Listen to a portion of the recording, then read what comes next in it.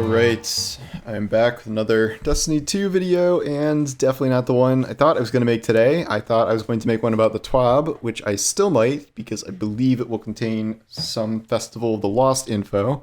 But I have to comment, I probably write an article about this too, on the Destiny Content Vault update, the announcement that was made today about what is going in the vault this time around. Some people kind of kept trying to tell me nothing was. I knew something was, because when I asked them about it, they said that they had nothing to announce at this time, and yet it seemed very clear that we are going to keep having to vault stuff as time goes on. So there were a couple theories for this, and I have gone over many of them. I've probably spent at least 2 or 3 videos on this, including my one yesterday, which also touched on this based on recent Spider story developments, which now suddenly seem extremely relevant to the current situation.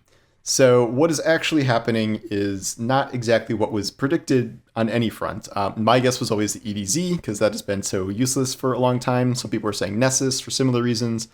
And then there was the idea that Forsaken could be vaulted, a really popular expansion, and yet one that has a lot of weird kind of story complications with it, and has a lot of story reasons as to why it could go away, kind of especially after the events of this season.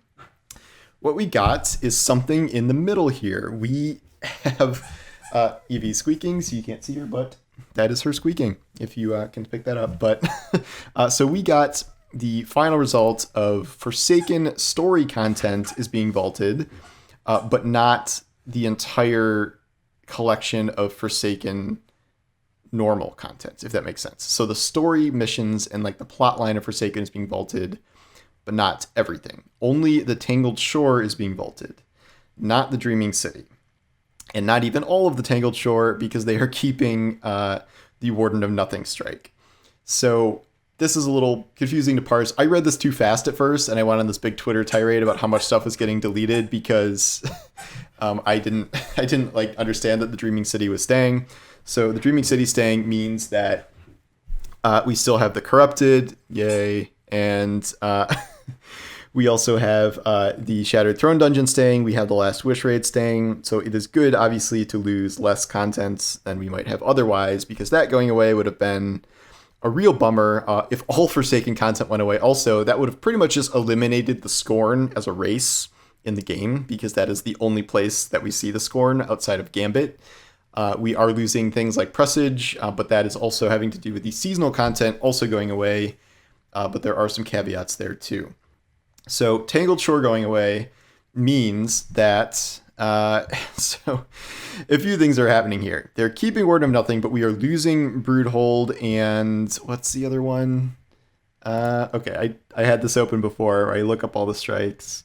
Hallowed Lair. I should know that because it's a Nightfall this week. So we're losing those two. These aren't really, I would say, the most beloved strikes in the world. I think a lot more people like Warden of Nothing than either of those. I am a little surprised to lose Hallowed Lair after they just turned it into a Nightfall with mini Screebs and all that stuff. But since the Scorn aren't completely being removed from the game, there's probably going to be an occasion to use Scorn champions in the future still. So I guess that work was not fully for nothing.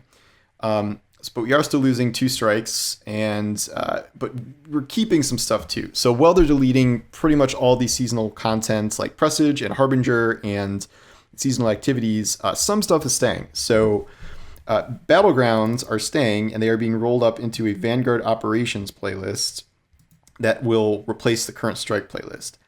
This is a suggestion I made in the past where I think it's better to have more stuff in that playlist and to mix things up a little bit. So we will have all 4 Battlegrounds in there. No, wait, no Battlegrounds are in Tangled Shore, right? Yeah, so we're keeping all the Battlegrounds.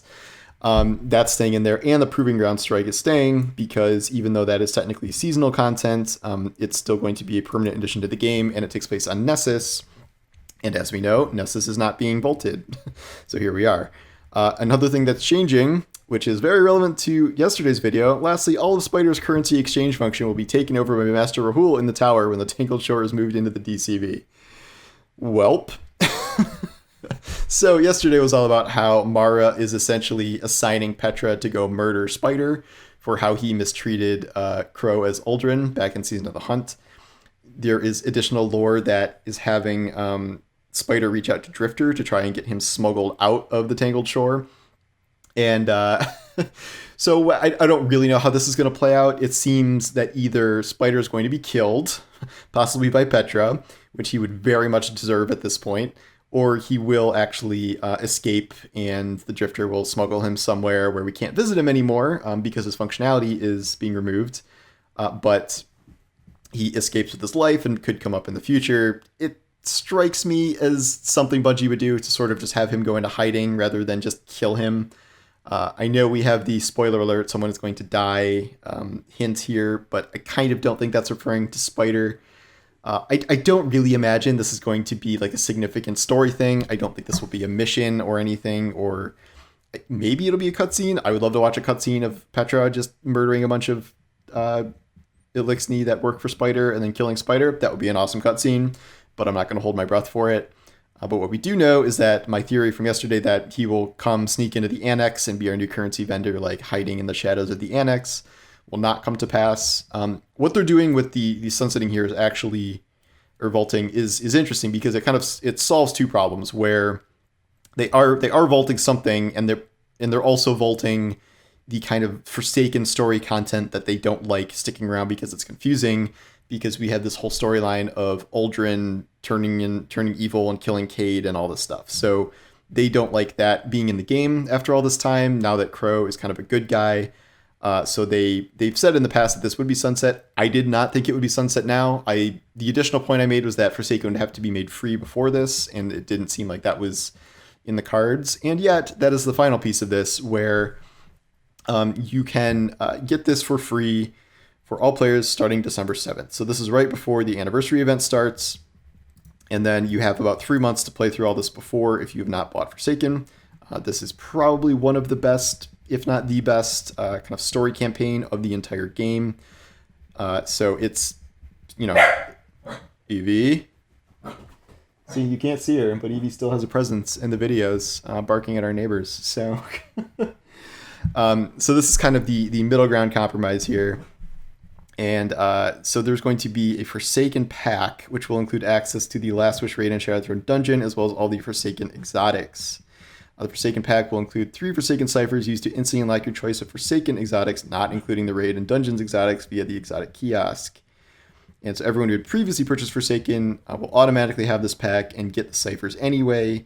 If there is something that you've missed, or you can get them. If you have every Forsaken, these will be converted into Ascendant shards, so 3 free Ascendant shards. So that is where we're kind of ending up here. I can't really launch into a whole new debate about whether content vaulting is good or bad. I think fundamentally it remains bad that Bungie continues to remove content, particularly paid content, from the game. I just really don't know of any other games that do that, even though, yes, at this point, I do understand all the technical reasons that they're giving for this. Like, I mechanically get why it is happening. And I think we have already seen some of the results of that in terms of like faster patches and better performance and some things like that. But, I understand why this remains a controversial topic because it never feels good for things to go away. I will say fundamentally that I think we could have done a lot worse than Tangled Shore being deleted. This kind of seems like the best possible scenario, I suppose, as weird as that is to say, because EDZ would be a larger landmass and more strikes going away, or the same. Nessus would definitely be more strikes going away and a larger landmass. And then if all of Forsaken went away, that would have been probably a lot more controversial, but we are keeping the Dreaming City, we are keeping Shattered Throne and Last Wish and Corrupted, and not only that, we are also keeping the Warden of Nothing, and we are also getting Battlefield sticking around past Season's End and being rolled up into kind of strikes in the playlist in and of themselves. So I feel like we're almost gaining as much as we're losing here just right off the bat in terms of what they're keeping and then what will immediately be here in Witch Queen. And we're already getting like things like a new dungeon come the anniversary, although that's, I guess, paid. But Witch Queen is going to give us one new raid, at least one new strike, I have to assume, if not more than one, hopefully more than one. And then over the course of the year, we're going to have a reprised raid. We'll have more dungeons, maybe more strikes. We'll see. And then finally, at least a few Crucible maps. They did not talk about any more Crucible or Gambit maps going in the vault, which is good. Cannot imagine them putting more Gambit maps in the vault. It's just one map now. It's just the Earth map. That's it. That's all you get. So that's where we are. I just think we could have done a lot worse than this. If something had to be deleted, like this makes, I guess, the most sense. And we are, the way they sort of gerrymandered this, if that's the right word, and kind of cut this up to leave the Dreaming City stuff there and just cut out the Forsaken story campaign, and the Tangled Shore itself is good. I think we get to keep Warden of Nothing because that is technically its own separate place. Like that's been built up over time. What they said here is, so they somewhere in here, I lost the place, but oh yeah, the exotic thing. So we understand the unique value of these definitive Destiny experiences are investigating ways to reprise and create new exotic special missions within Destiny 2. So obviously they're going to make new exotic missions, but I would guess that they're going to maybe figure out some way to bring something like Presage back.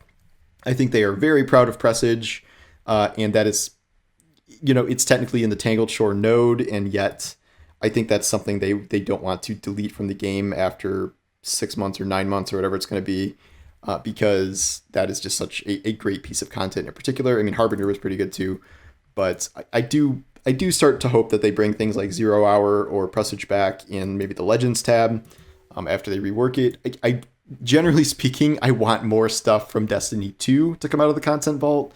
Like some stuff can stay forever, like Mercury, but other things I would love to see them bring back over time. What they are bringing back is a lot. They're just reprising a lot of Destiny 1 stuff, which is okay, I guess. It's just, I thought that things would go in the Destiny 2 content vault. They'd like do their little new engine scrub and then bring it back. But that has not really happened yet, and that is something I would like to see more of, including for things like Presage, so we'll see. But anyway, this caught me off guard. I was not expecting this today, and there might be a TWAB by the time I'm done recording this that I may also do a separate video about. But anyway, those are my initial thoughts on vaulting for year 5 here, and let me know what you think in the comments. I'll see you soon.